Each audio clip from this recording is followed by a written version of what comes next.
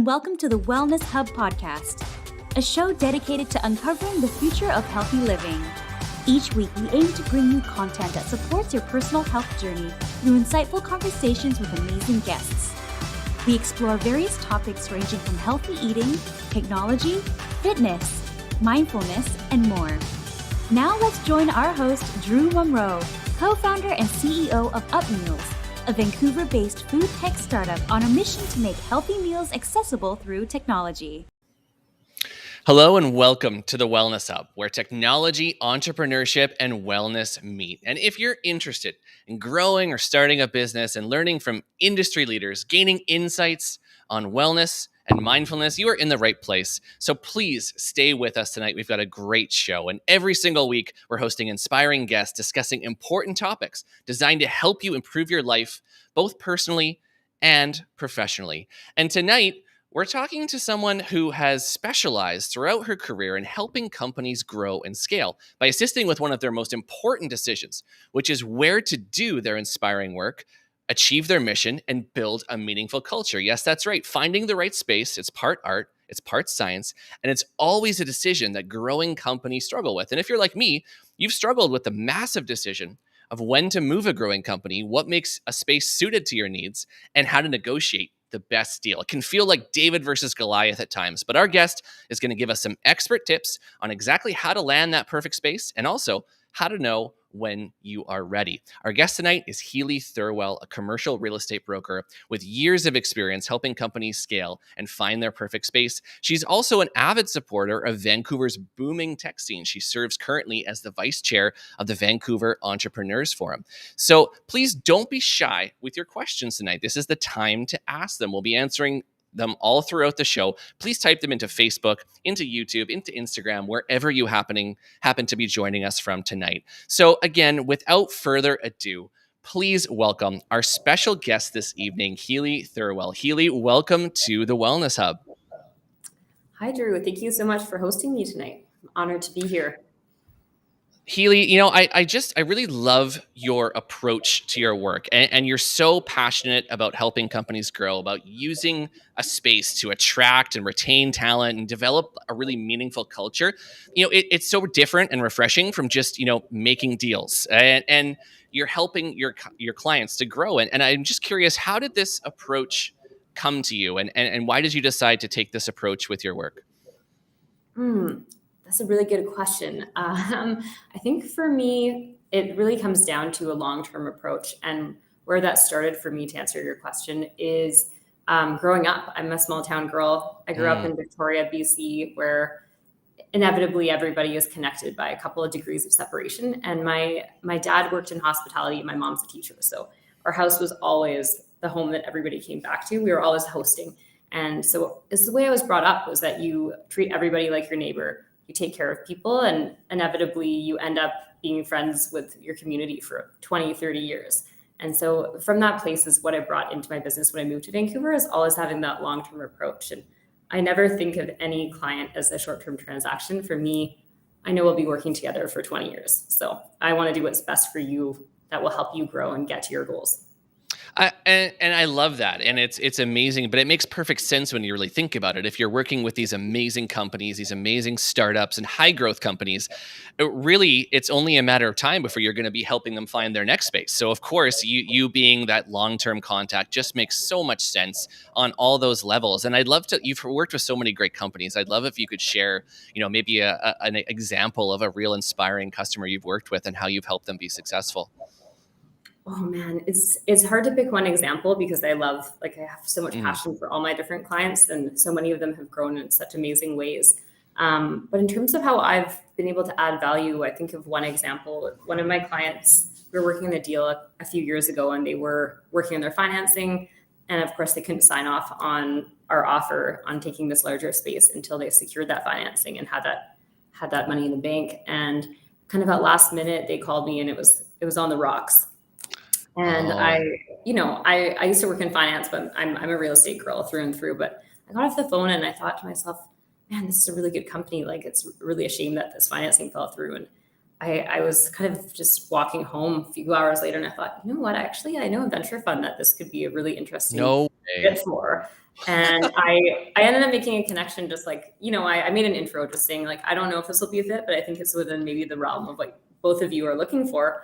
And I can't talk about the deal terms or anything like that, but I'm always looking to add value for people like that, where, in the end of the day, the venture fund ended up getting a new portfolio company that they were really happy about. And my client was able to find some new funding. So I was really happy to make that intro. No way. That's incredible. I feel your LinkedIn inbox blowing up as this interview going on right now from that story. A lot of startups are sliding into your DMs right now about that amazing story. That's incredible. Like that's truly going above and beyond, and that's just that's absolutely incredible that you were able to help them secure that and get that space. And that sort of like leads me to my next point that is really inspiring about you, because like you said, you walk the walk and you are engaged in the Vancouver startup community, in the tech scene. You are currently vice chair at the Vancouver Entrepreneurs Forum, and talk to me about how you got involved in that and what the VEF does.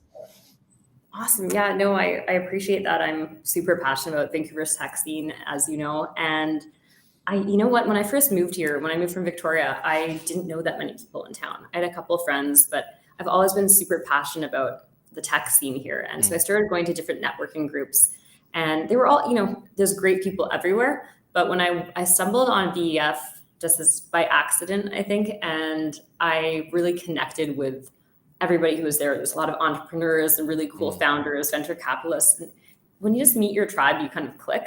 And that's what I felt. So I started going, every month to their events. And over the years, actually how I got really involved, after a couple of years, I was at an event. I was telling one of the other members how passionate I was. What a great panel. Like, what an amazing community.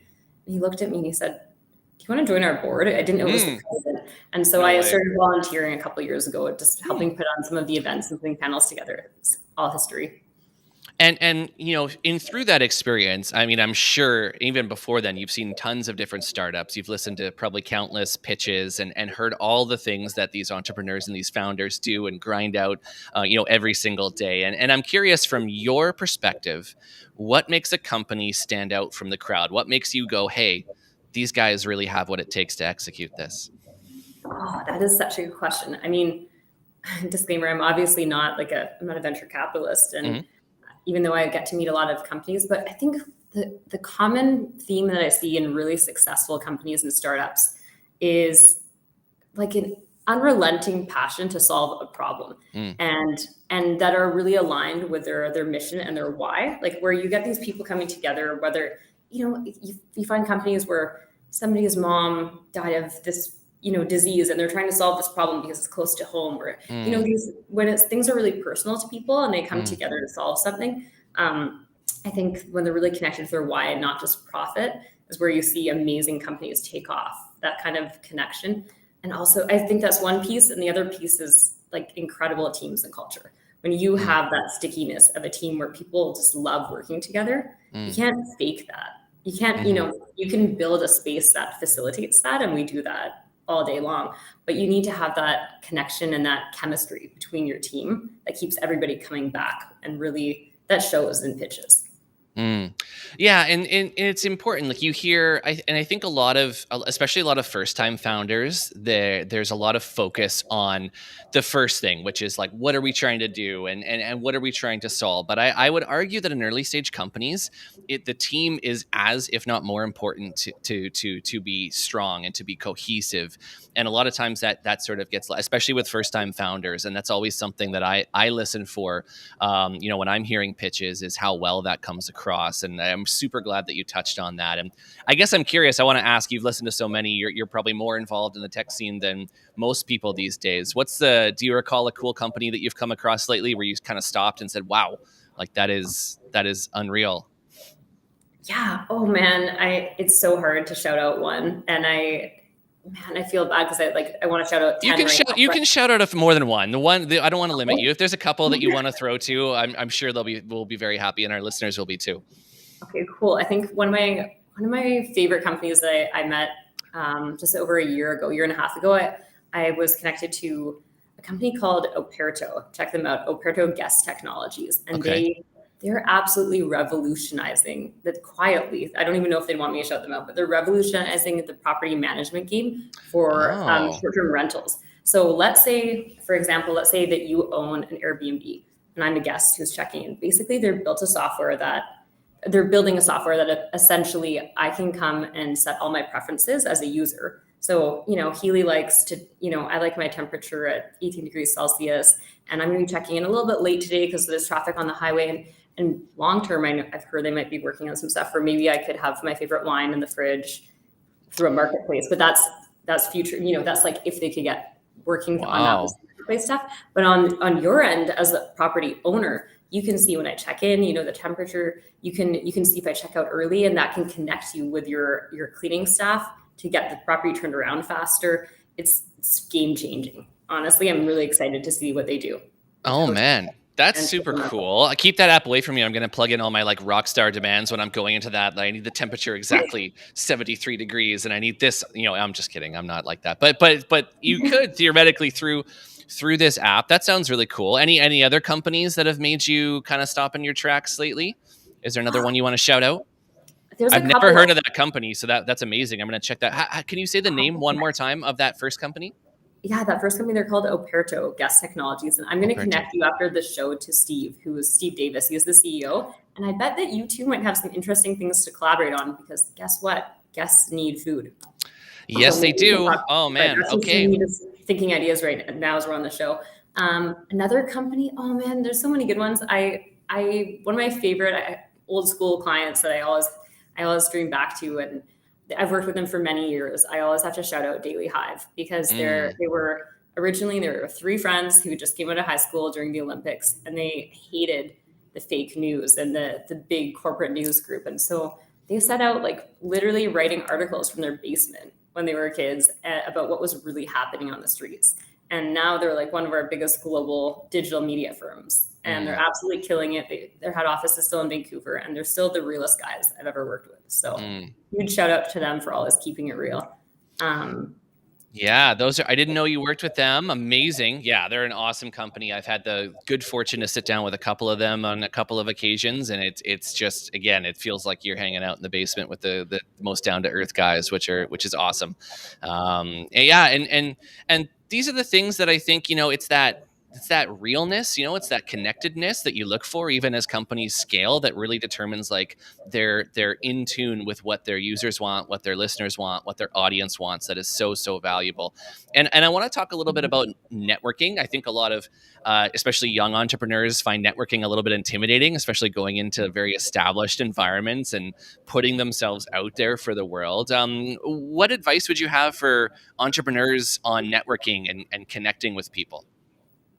Oh man, I love that question. I think it seems counterintuitive because I think that a lot of people, when they walk into a new room, it's intimidating. Like I'm a 99 percentile extrovert. I love meeting new people, but even I get butterflies when I walk into a big new room of people.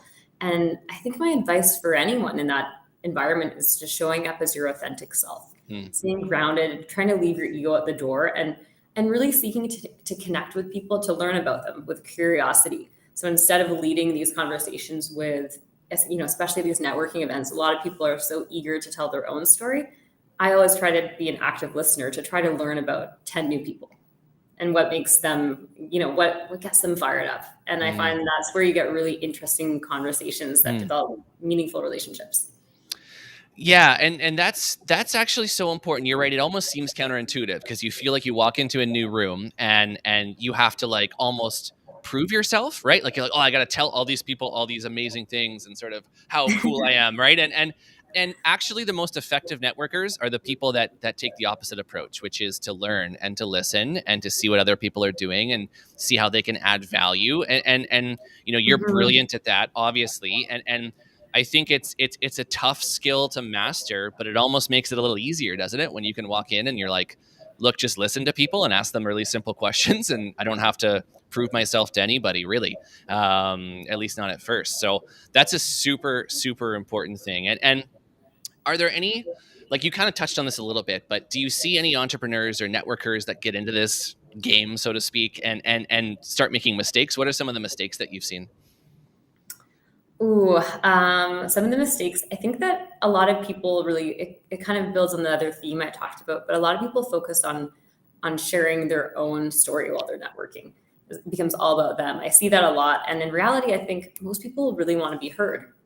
Like even Yep. on this podcast where I'm your guest, I want to ask you questions because I'm really curious about how, your background, how you built that meals. And Well, you have to start your own podcast, Heali. I'm sorry. That's not how, no, I'm just but you know if what? you did, I would subscribe and listen to your podcast every week. If you did, I think that would be amazing, actually. Oh my God, amazing. Well, you're giving me some good ideas, but you know what? You can be my first guest. I will start a podcast. Done. I'm in. Inspiration. I'm in.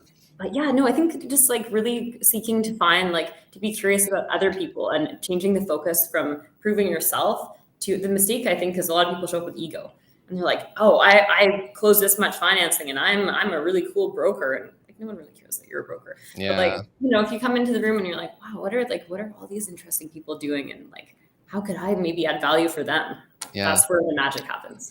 I 100% agree with you. Like I've been to many networking events myself. And have you ever heard, like, there's so many conversations where it's like two people and one person pitches and the other person pitches and it's like, okay, I guess we're done here. Bye. Like, and then it's just like, it's like, okay, there's no way, like, I'm looking for this and you're looking for this and we don't think we can offer it. So we're gone. It's like one pitch. Okay, see ya. Let's just change cards and then never talk again.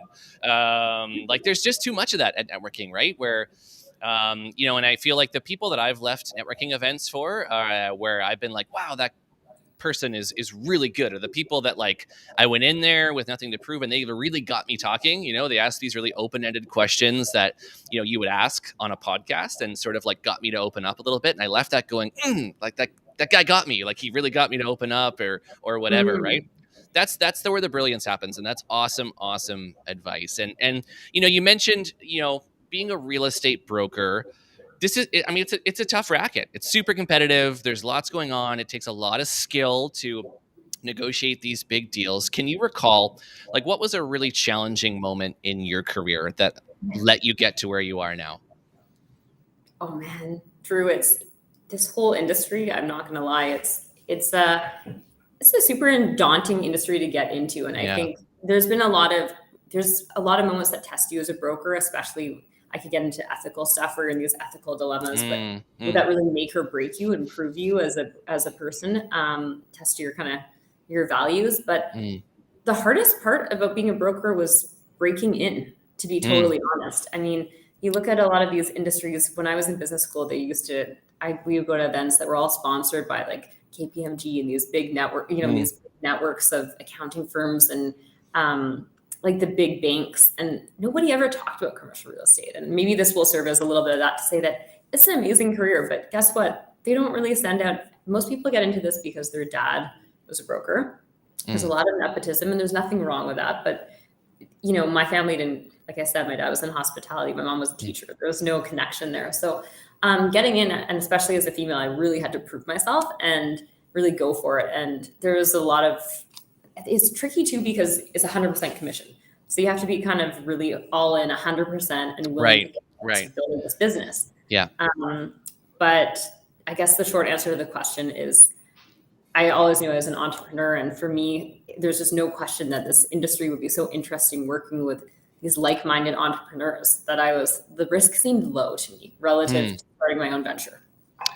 And so, yeah, and you mentioned, like, this is not really ideal for someone looking for like a side hustle. Like, you got to go all in. This is not like selling jam at the farmer's market. Like, you got to be in, you got to like go in, which is nothing wrong with that.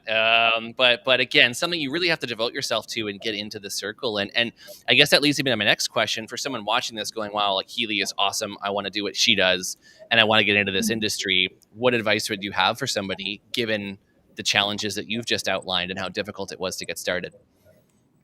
I mean, that's a tough question because I feel like there's not like a cookie cutter approach to getting to brokerage, but kind of similar to what I said to entrepreneurs, I would always start with your why, your root of why you want to get into this, and start with there, because there's so many days that test you.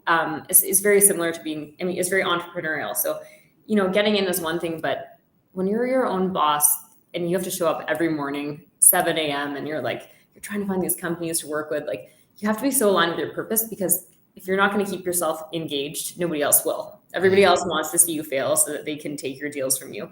It's very competitive. So I think if you have a really strong purpose and a strong why, that keeps you coming back. And for me, that's like my client base and the people I love to work with, where it's like, it's not about all this industry, it's about the people. And that keeps me jumping out of bed. But I think starting with your why, and then also like if you really want to get into this business, I would say you need to be really disciplined and really willing to commit. It's just like any business you start, you have to be willing to like give it 1,000%. So, but it's an incredible industry. If you can get through the first few years, you get to work with the most amazing people in the world. And given that you've broken through that, you're obviously working with all of these amazing clients, and all of that has paid off. And you're a high achiever. You're so active in many different areas of your life. And I want to ask about your own time management. And like you and I, we had a call, and you're like, oh, I just got back from my like yoga break, during the day. And I was like, wait, like what? How do you do that? Right. And you have so much going on, and you're so responsive, and you're just so like on top of everything. So talk to me about time management. How do you make sure that you're prioritizing everything for you personally and professionally? Oh, this is a loaded question. Totally. That's all we ask here on the Wellness Hub. Loaded question. So I guess there's two answers to this. There's like the technical answer, which is how do I actually manage my time? I'm like a hardcore lister. I have a list for my day, my week, my month. I have my coaching meetings that keep me accountable. And then my schedule is like color coded. I'm extremely organized. So I think that's like an unlock to keeping me accountable and also really organized with my time. And I like live by that. But then like the other side, I think, is in terms of my energy, which I think is more important because listing doesn't work for everybody. But when you're performing at this level, and you run even faster than me, so I would love to see what you do. But for me, you can't pour from your cup if your cup isn't full. And I really believe in that. And so I will do 12-hour days all day. I don't mind working long hours, but for me, it's knowing where my energy is at. So I know that I operate best when I take I don't come to work until I have a morning ritual. I wake up in the morning, I have to meditate, I journal, I set my goals. And my colleagues don't even know how early I wake up. They probably think I wake up really late because I have this whole morning ritual that allows me to show up. And then I'm like running because I've already done all this stuff for myself and I'm ready to go. And then for me, I know if I can make an hour that I carve off at my lunch instead of going and eating somewhere, for me to do yoga or for me to go crush some weights, then I can be so much more revitalized for my afternoon, and I can work until 7 or 8 p.m. Because I'm energized. But I think it's knowing yourself and just paying attention to your energy. And really, I feel like when you really balance your own self, then you can show up for everyone else. Yeah, and you seem to have sort of found this balance between what you need, like physically and mentally, to perform at your best, but you also seem like you're hyper aware of what would make you not perform at your best. And that's the pitfall I think that a lot of entrepreneurs find. There's no problem with the grind, the 12 hours, the 14 hours. There's no problem there, but it's that realization of when you're actually not showing up and not doing your best work and not being able to get out of that and being like, okay, maybe I do need to pause for an hour and go eat something healthy or go meditate or go to yoga. But there's so much I'll feel guilty if I do that, or I'm not working, right? Where it's actually the ROI on that time is higher. And I hear that over and over and over again, almost to the point where I'm like, I don't really care how much you work at this point. It's what are you achieving? What's your responsiveness? What does your output look like? Which I think is most important. And I guess given that, and you talked about routines, I want to dive into that a little bit more. I was going to ask you what a typical workday looks like, but I think I'm just going to ask you what does a typical day look like for you to encompass all of those, that routine, the work part, and then whatever else you need. Oh, that's a good question. So I think, being a broker every single day is completely different, which I love. For me, I love that dynamicness. You're always working with different clients, and one day I might spend 60% in the office working on negotiations, working on the paperwork back and forth. Another day I might spend the whole day in the field touring. There's usually some element of touring, negotiating, working on offers, maybe doing some marketing, some events, or an amazing podcast like this, where you're connecting with people. but it's varied. But my constant, my rock is my routines. So my morning ritual, every single day I start out this is an unlock I learned from a coach, and I'd love to share it with you because this is a wellness hub. Please. One of my coaches years ago, he was an incredible mentor to me. He made a big point to me that before you ever engage with the outside world in the morning, so many of us, I used to be guilty of this. You wake up and you're scrolling on Insta or you're responding to emails because you want to be the first one to respond in the morning. But what happens is like what you're doing is really being reactive. And you're putting yourself in a state where when you wake up in the morning, your subconscious, I remember Joe Dispenza talking about this, how your subconscious is the most open.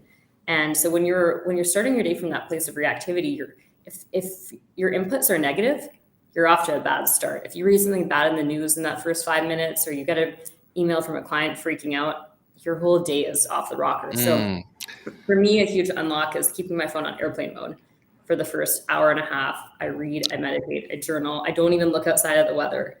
And then I enter the world. Oh. That's like a huge unlock for me. That has made a big difference in my life. Okay. Are you allowed to have coffee before you engage the outside world? Like, is that allowed? Okay.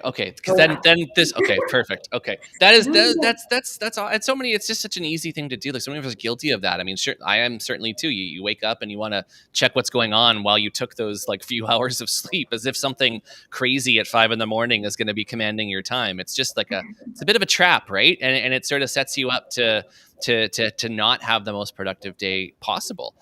That's a brilliant insight. And maybe like, how do you sort of switch off? And that's something that I think is important too. Like your workday is closing, you're coming to what is now like your time at home or wherever you're going.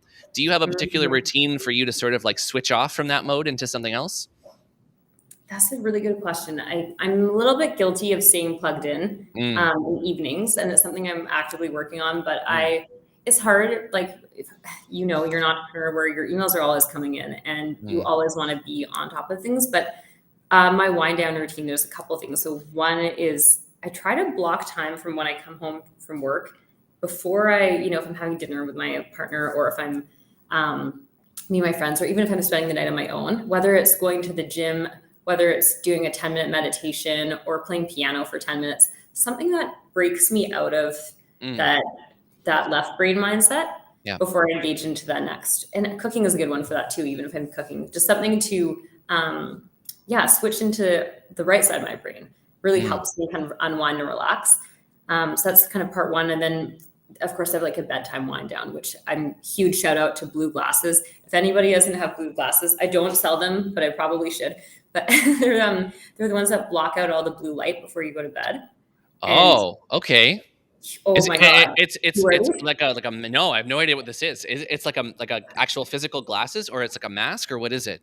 Physical. They look like they look kind of nerdy, the ones that I have, but they're physical. They look like really orange sunglasses.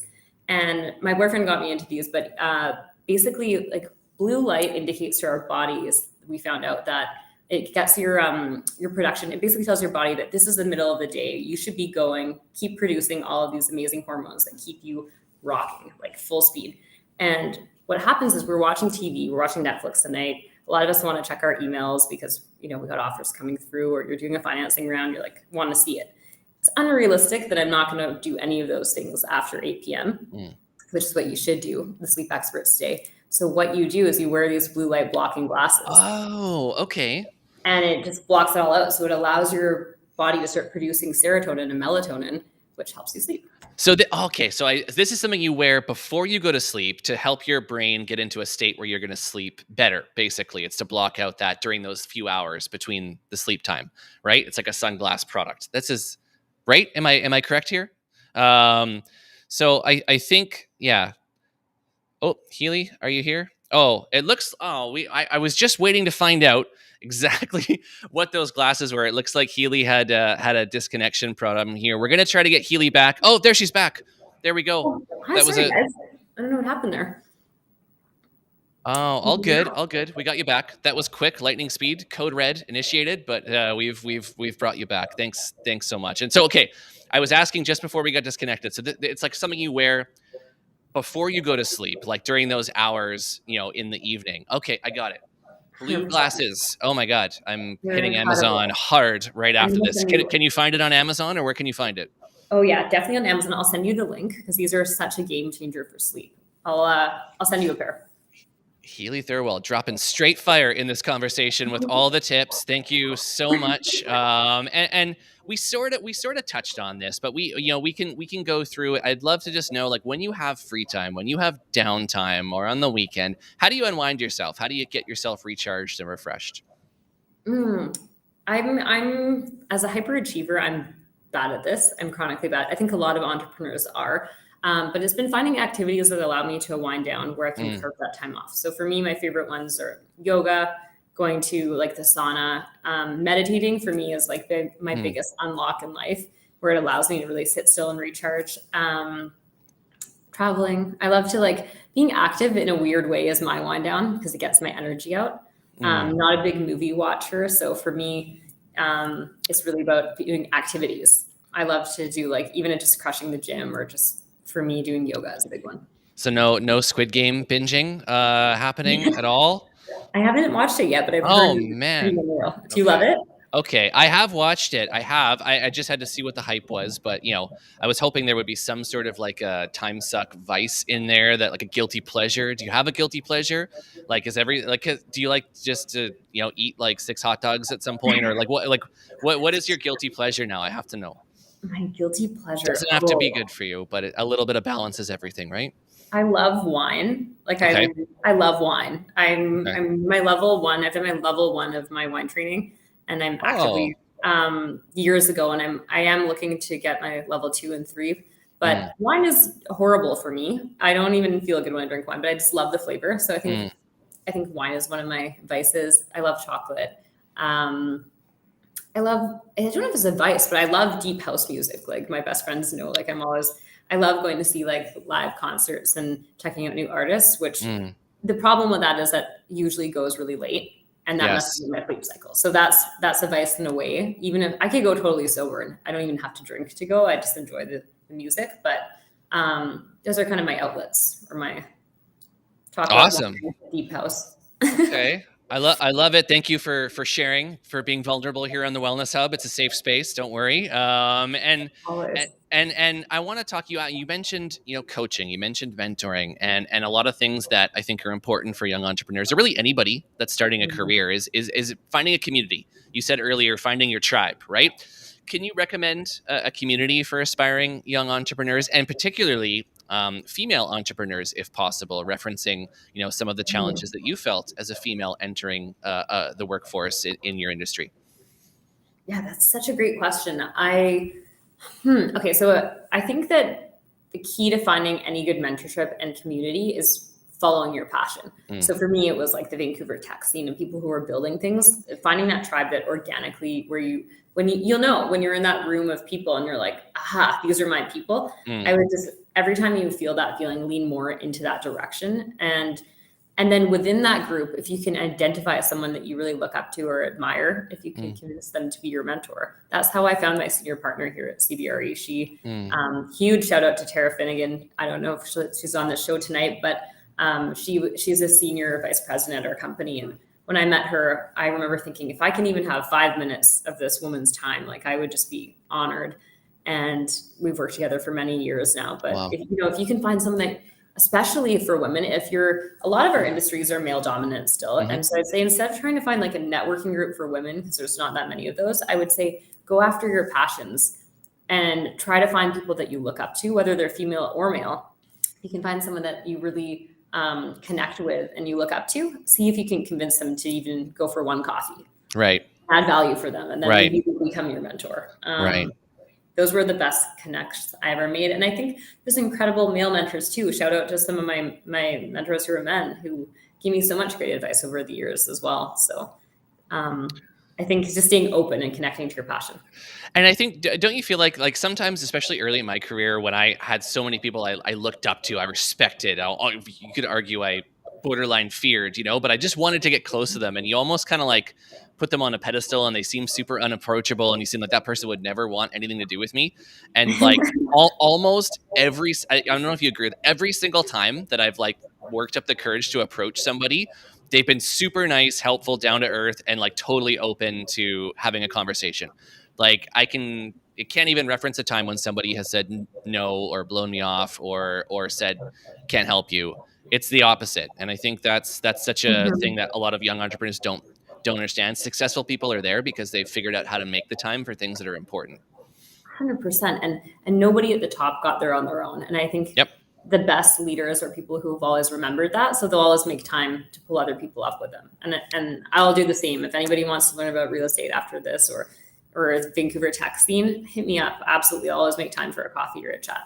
And this is a great time to ask this question again, Heali. I mean, where can people connect with you? Where can they learn more about all of the great work that you are doing? Oh, that's super kind. I think probably the best platform to reach out to me is I'm just pretty active on is actually LinkedIn. If you look up my name here, there's 3 L's in my last name. It's a little tricky, but yeah, I'm the only Heali. So if you reach out to me, send me a DM if you want to learn about anything tech or office space, or even if you're an avid wine collector, would love to chat.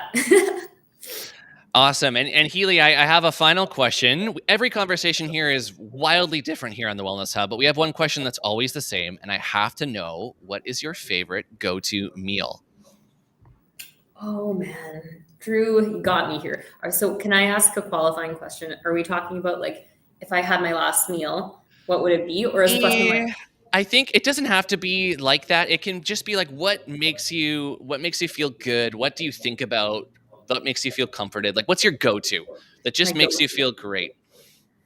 My favorite? It would be a comment. I'm kind of lame. I love kale. Like I love salad. And so what I know I'm and but I'm No, not being I salad. didn't say anything, but yeah, I'm no, so that's okay. disappointed. Everyone's just like, But I love meat. So I would say like what fires me up is like really ethically sourced meat. So for me okay, it would be like a local grass-fed steak, ooh, rare, nice. Yep. or even like local halibut or like salmon, Mm-hmm. like medium rare. Like I like Mm-hmm. it pretty rare Mm-hmm. with like a nice salad and Mm, like low carbs makes me feel really energized for my day. mm. High protein and then a little bit of chocolate afterward. That's a fantastic answer. It started out like kind of and then it really went into an awesome direction. The sourcing, and of course, it's so thoughtful and so awesome. And Heali, thank you so much for making the time to come and hang out with us here on the Wellness Hub. You shared some unreal insights and value with our community, and I hope you'll come back on and give us an update sometime in the future. Thank you so much for having me. It's been such an honor. And am I allowed to ask you a couple questions before we go? No, this interview is over. No, I'm kidding. Of course, yeah, you It's can. over. Yes, yeah, no, you can. Of course, I would love to answer anything. Yeah. Well, amazing. Because I think a lot of your viewers are like, this, obviously they're following for you and you're such an Uh, incredible, strongly disagree, but I will answer. I will answer. Of course, I'll answer questions. Yeah, I would love to. viewers in the DM. They're like, he's wrong. We're here for Drew. Hashtag here for Drew. No, I mean, when I met you, we met obviously through our own community Sure. And I remember reading about your background working for many years as like this head chef and building your company. But I guess something I've always wondered is like, where was that aha moment for you where it clicked, where you're like, I want to revolutionize the way that people eat and create this technology around it? Like, was it a problem that you saw or that you wanted to solve, or where did that aha moment come from for you? Yeah, no, that's an awesome question. Thank you so much. As you mentioned, I mean, I ran an events catering business for more than 10 years here in Vancouver. And we did all these crazy events. We did a lot of corporate catering, and we would cater for, 500-600 people for a huge tech firm, someone working on like a Marvel movie or something with all these artists. And we Wow. realized that it's pretty much impossible to feed that many people with a traditional catering or a meal delivery solution. All the dietary restrictions, the flex time, the non 9 to 5 hours, people wanting interesting things. You can't feed those people through a buffet. So we saw this over and over and over again. We would have there, and I'm not kidding you, Heali, there was somebody's full-time job, and that person's only job was to collect people's dietary restrictions and preferences and put it into a spreadsheet and send it to caterers like ourselves. So we would get 7 pages of these, and we're like, there must be a better way. And so we saw this over and over and over again, and we conceptualized how to solve it with technology and with software. And with that, Up Meals was born. And we started to work with a few local amazing partners, and we've scaled it from there, and it's turned into something incredible. But that was the aha moment. We realized, wow, this is a massive pain point, and nobody is addressing it. And even meal delivery apps aren't even coming close. Wow. I love that. Thank you for sharing that. And really cool shocking to hear that there was someone's job that's just collecting dietary restrictions. And what else could that person be doing, right? But they're sort of thrust into this, like, okay, do you eat eggs, and do you eat this, and do you like onions? And like we would get all of this crazy stuff, and like that person's job, that person can now do awesome, inspiring stuff, not just collecting dietary restrictions. Our software will do all that. I love that. I love what you're doing and revolutionizing the food industry. So really excited to see what you roll out this year. And okay, last question, because bring it on. Let's do it. I was curious when you asked me what my advice was. I'm curious, what are yours? My advice for entrepreneurs, or my vice. Oh, advice, also advice. God. Great, but this could be its own episode. So like I sort of like subtly threw you my vice, my guilty food, my chef craving. There's two. One is hot dogs. I grew up playing very competitive baseball when I was growing up. So I just love a good like ballpark hot dog. It's still one thing when I crave. The other thing, which I'm ashamed to admit here on the air, is that like fake nacho cheese that you get at like Canucks games. It's just awesome. And so, if that's the one thing where I'm like, wow, this is so processed, but why do I love it so much? And I eat it on a very rare occasion and I enjoy it. And that's okay. There's nothing wrong with that. And my other, I guess if I had to say, I drink too much coffee. You have this very energizing morning routine. Mine's like espresso in a cup. And I'm trying to wean myself to more of a natural energy, but I still drink a lot of coffee. And it's because I enjoy it, and partially because, it makes me feel great and energized until you have too much of it. Those are my three main vices. My sub vices, I could go on for maybe another hour or so, but we'll leave it at those three. I love that. Thank you for sharing and being vulnerable about your nacho cheese addiction. Of course. Yes, of course. My soul is laid bare. Absolutely. I love that. Yeah. Thank you for sharing. And any other questions? What's that? Sorry. Oh, I was just saying that coffee is, I'm guilty of that too. Oh, okay. I can't live without my coffee. Okay, amazing. Well, I'm glad that we at least share one of those vices, regardless of whether you're into hot dogs or fake nacho cheese. We have the one in common, which is awesome. Heali, thank you so much. Have a great night, and we hope you'll come back on the show again soon. Oh, thank you so much for hosting me. It's been an honor. That conversation was just loaded. Like Heali was just dropping straight fire tips for startups, entrepreneurs. I hope you all got as much value out of Heali's insights as I did. And that decision of when or where to move your growing business, it's always so tough. You're locking into something for such a long time. And to be honest, you might not even know how next week is going to look for your business. We've always felt that way. And to be frank, it's pretty terrifying. Now, I know in startup land, we all wear different hats. We all bootstrap things. We all sort of make things work. Let me tell you, negotiating a long-term commercial lease, that is not one of those times. Hire a professional like Heali. Put your mind at ease, navigating all these complexities of finding that perfect space so you can get back to what you really love to do, which is, of course, scaling and executing on your business. And what I loved about Heali's approach, and I'm sure you'll agree with me, is just that she has genuine passion to entrepreneurs and startups themselves. She walks the walk and she talks the talk. She truly understands what the entrepreneurial hustle and struggles are like. And ultimately, it just makes her better at adding value to her clients and better at her job. And on top of that, she prioritizes her own health and wellness. And I just loved her approach to routines and that time blocking so that no matter how crazy things get, she's able to prioritize her mental well-being as well.